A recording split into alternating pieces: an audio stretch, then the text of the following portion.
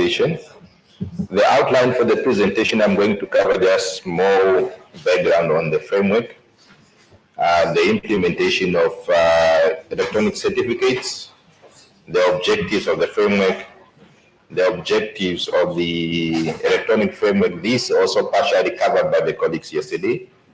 Then the system overview, the benefits, some have already been highlighted yesterday. Then the pillars of the electronic certificate, the implementation strategy, the capacity needs for member states, the SWOT analysis, the capacity building instruments. Then it will conclude with technical specifications for the system. Now, to highlight on the background, the electronic certificate, we are just actually moving away from processing documents manually to an electronic form. The framework was approved by SADC regional, by the Trade Facilitating Program during the 16th meeting of Ministerial Task Force, which was held in Gaborone in March 2016. So the program aimed to addressing the impediments of the movement of goods across the regional trade, to facilitate activities and essential easy movement of goods. And one is also just to ensure that we are reducing cost of doing business within the region. So what triggered this? So we are trying to move away from manual processing, pre-printed forms, physical signatures, and stamps. So then we are trying to move into an electronic form, so we are processing everything online. And this is done with the help of GIZ, who is also a development partner for the SADC. Then what are the objectives of the framework? Is to provide guidelines, guiding principles on implementation of the regional exchange of electronic certificate within SADC member states, with the assumption that the processing and insurance of electronic certificate is at the national level within member states. So the document looks at the approach to be considered for electronic certificate data exchange. It also details system requirements to enable the implementation of electronic certificate of origins for the exchange interface. Continuing with the objectives, one is just to ease movement of goods. It was highlighted by my colleagues earlier on yesterday. And it was also just to improve regional intertrade. And as we move on with digital strategy within the region, and also just to ensure that we move away from paperless work, which we will usually embark on. Looking at the system overview, see the presentation is still not yet up, but we can continue. So an application is lodged within an electronic system as compared to a manual. So also the issuing authorities do due diligence to ensure that those that are importing, they conform to certain standards. The colleagues have already highlighted that from Zambia and also from Eswatini. We must always do due diligence so that we ensure that the products conform to certain standards. Then once an electronic certificate is approved, a document is generated within the system.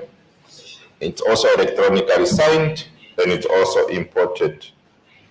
It's also transmitted to the importing country.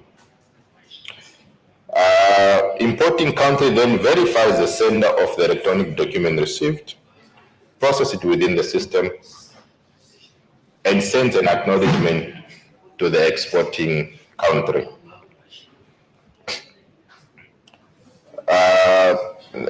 Continuing with the system overview. So an agent, a broker within a country that is importing, creates then an importation declaration within the electronic certificate of origin. The importing country then will cross-check the reference and confirm utilization. The certificate will then be written off and sent to the exporting country for reconciliation. After that, Post clearance is done. Query and response are also done where applicable, and is also done within the system or the portal. Looking at the benefit of electronic certificate of origin, the colleagues I think have highlighted this. Some of them is efficient origin verification. This is to ensure customs authority ability to verify goods of origin, speeding up customs procedures, improved record management. Instead of us dealing with paperwork and always have to follow up who has the document, is it signed, is it approved, is it whose desk, it's easy to trace within the system. It's also going to improve on fraud and accuracy. Perhaps I've signed at the wrong place where I'm not supposed to sign now, somebody must come re-sign a new document or so. We are trying to ensure that the data that is being handled is very accurate. And lastly, we are looking at transparent and secure trade. So the electronic certificate of origin fosters a transparent and secure trade environment. Hence, we are building trust within member states, and we also enable member states to trade within each other. Looking at the pillars, so for us to start off with the process, at least somebody must be registered. So this can be done via an online registration. A document is also additional supporting document are submitted online. Then physical verification and due diligence must also be done just to ensure that the traders confirm to what they are agreeing on. What the system also support querying if perhaps there are other additional information that need to be supported, and response will also be given to the traders. Then approval, once that is done, there are approvals, then there is rejection, notification to an exporter. This is very important so that we also don't have people that are abusing the system. Once the approval is granted, they don't go doing other illegal things. And once that is detected, the certificate can also be revoked, and feedback will be given to the exporter. Second, another pillar on the application, an online e-certificate. So it also includes capturing of information and agreed data harmonization. And the application also consider preferential certificate requirements. On the approval, also there will be designated user who will be approving the applications. Each member should also do due diligence and risk management to ensure in the assurance of the electronic certificate of origin.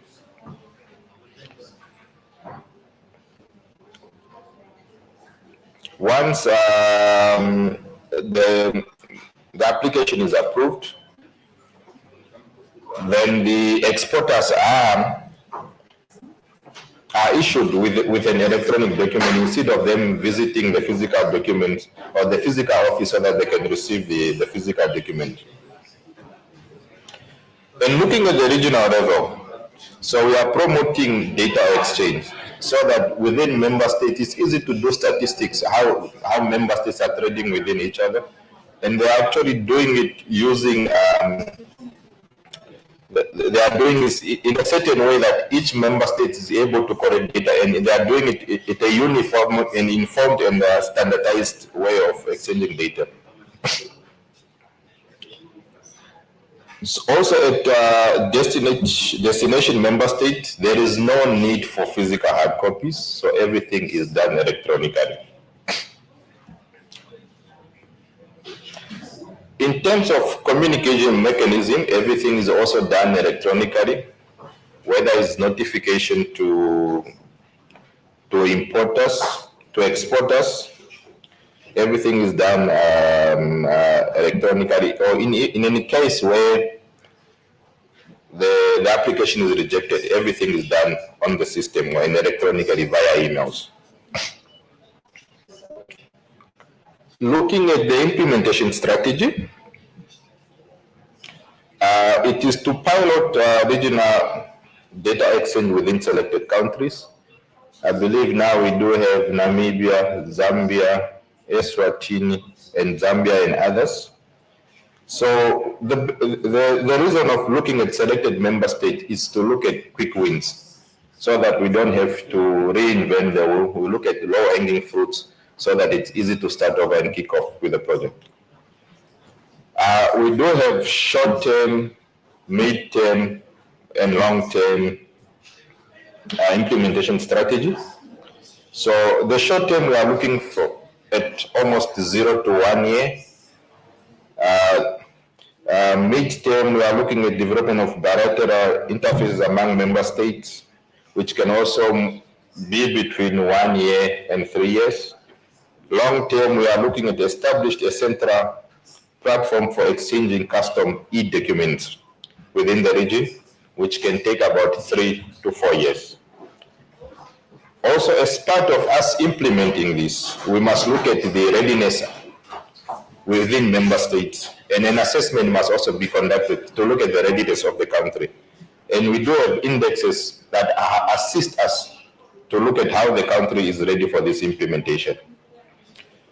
So in terms of indexing criteria, we are looking at system availability, the system within the country that allows us to do that interoperability between the systems, or everything is done manually. In an event where, in terms of rating, if you have system available, so the rating is 1. If it's under development, it's 0.5, and if there is no system, the score is 0. We are also looking at technical support on the ground. Do we have people that are able to develop the system or do customization so that we are able to do the data exchange?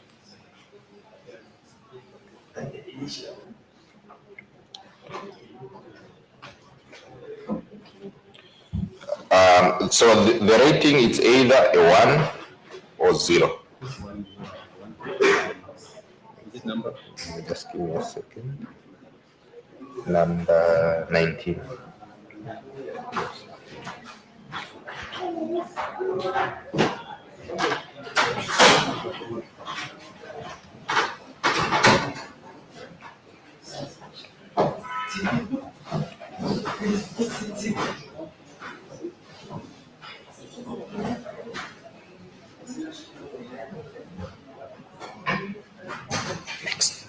Next.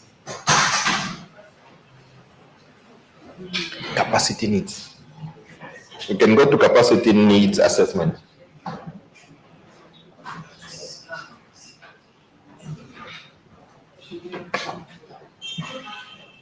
Needs assessment.